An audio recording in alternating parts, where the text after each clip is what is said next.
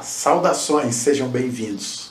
Hoje nós vamos abordar um tema do livro Plenitude. Está no capítulo 7.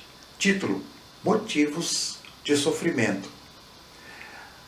A benfeitora lá nos diz o seguinte: na busca incessante do prazer, o homem transfere-se exteriormente de uma para outra sensação, sem dar-se conta de que o desequilíbrio gerador de ansiedade é responsável pelo sofrimento que o aturde, ameaçando de desespero cruel, enquanto não se resolva por selecionar os valores reais daqueles aos quais atribui significado e que são apenas fogos fatos, terá dificuldade em afirmar-se e seguir uma diretriz propiciadora de paz. Vivendo sob a injunção de uma máquina, que é o corpo, que lhe impõe necessidades a serem atendidas e o predispõe a outras, falsas e perturbadoras, ele opta pelas últimas, que são produto das sensações do ego dominador, empurrando-o para as aspirações mais grosseiras, em detrimento daquelas outras sutis e enobrecedoras, que adquirem resistência na renúncia, no esforço elevado, na abnegação, no cultivo da vida interior, no domínio da matéria pelo espírito. O corpo deve ser considerado um instrumento transitório para o ser eterno, imortal que somos. Temporariamente um santuário, em face da finalidade edificante de proporcionar à alma a sua ascensão, mediante as experiências iluminativas que faculta nos aspectos moral, espiritual, intelectual, pelo exercício das virtudes que devem ser postas em prática. E jamais para o atendimento das sensações que lhe caracterizam a constituição molecular. Certamente aqui não cabe também o comportamento asceta, ou seja, a abstinência extrema, como por exemplo o celibato. O comportamento asceta, alienador, que fomenta a fuga da realidade aparente, porquanto o importante é a vida mental, modeladora da vida física, pode-se mudar de lugar sem alterar-se a conduta, vivendo-se um estado exterior e outro íntimo. Pela falta de sintonia entre as duas formas de vida, surge a desagregação do indivíduo, com o aparecimento de neuroses e psicoses devastadoras, impondo sofrimentos que poderiam ser evitados caso se permitisse uma melhor compreensão das finalidades existenciais. O exame racional e lúcido das necessidades legítimas faculta o direcionamento saudável com as compensações da harmonia íntima e do equilíbrio emocional. A ambição desmedida pelas coisas, divertimentos e gozos nunca preenche os espaços do prazer. Pelo contrário, frustra aqueles que lhe tombam nas armadilhas. Há indivíduos que dispõem de somas consideráveis, fortunas, prestígio social, fama e inteligência, graças aos quais adquirem o que lhes apraz, que lhes proporcionam prazeres, viajam para onde desejam, relacionam-se com as mais diferentes pessoas, e não obstante são atormentados pelo vazio, pelo tédio, pela insatisfação, fortes causas de sofrimento. Invariavelmente colocam os acontecimentos e interesses fora de sua realidade, no mundo exterior, passando a considerá-los a fonte dos sofrimentos ou dos gozos, conforme conseguem fruí-los ou não. Todavia, a questão é mais profunda e pertinente à sua vida íntima. Não havendo um real significado interior, o aparente sentido que demonstram perde-se, tão logo sejam conseguidos. Nisso reside a maior soma de frustrações e de insatisfações que causam sofrimentos.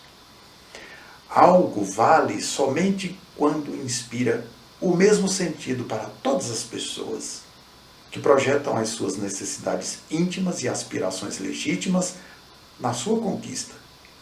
Aos lugares belos, às cidades ricas e cosmopolitas, que a uns indivíduos causam impacto, provocando o desejo incomum de aí ficarem, noutros despertam mal-estar, desconforto e desagrado. Ilhas paradisíacas e refúgios de oração que a uns fascinam, a outros causam sensações desencontradas, angústias e desesperos insuportáveis. Vestuários luxuosos e joias cobiçadas, que aumentam a cupidez em alguns. Noutros não conseguem a sensibilização, não lhes geram qualquer interesse, nem qualquer sofrimento por não possuí-los.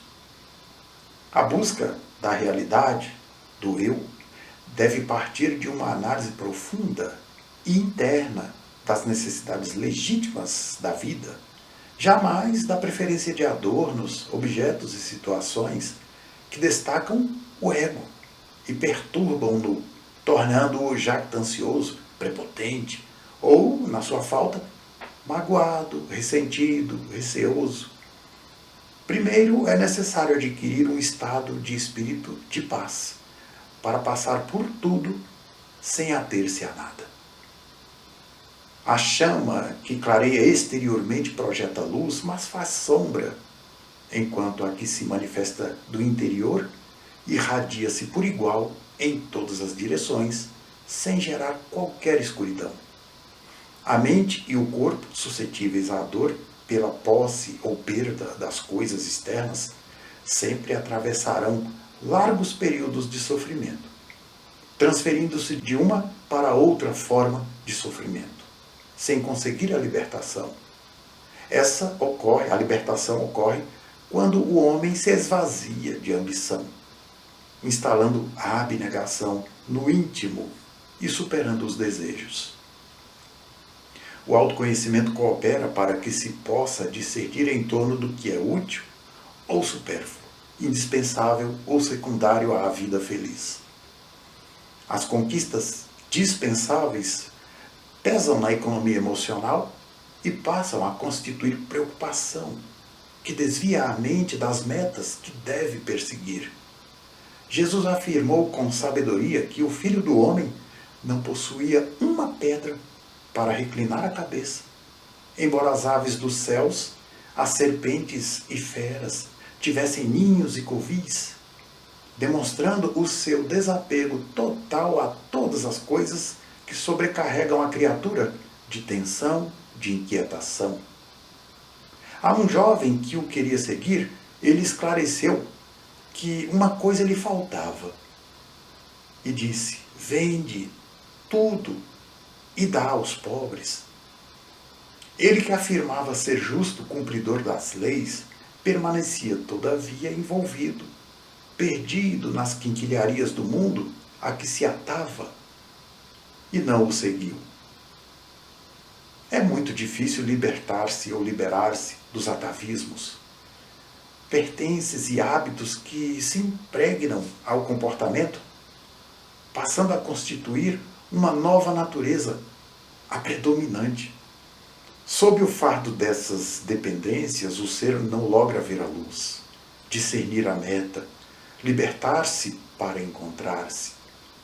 Confunde a paz com a tranquilidade dos recursos que possui, dos quais aufere conforto, destaque social, mediante os quais desperta inveja, podendo perdê-los de um para outro momento na existência física, em razão das normais vicissitudes que a todos surpreende, como da compulsória pela morte, que obriga a deixar tudo, nem sempre facultando a libertação, desde que o tormento prossegue, além das vibrações orgânicas. O sofrimento deve ser superado pelo amor, pela meditação, pela compreensão da sua presença na vida dos seres, fator de progresso, necessidade de reeducação, mecanismo da evolução que é e que permanece nos indivíduos que discernem e pensam por eleição deles mesmos, já que a meta da reencarnação é a de lograr a vitória sobre ele, sobre o sofrimento. Joana de Ângeles. Muita paz a todos e até breve.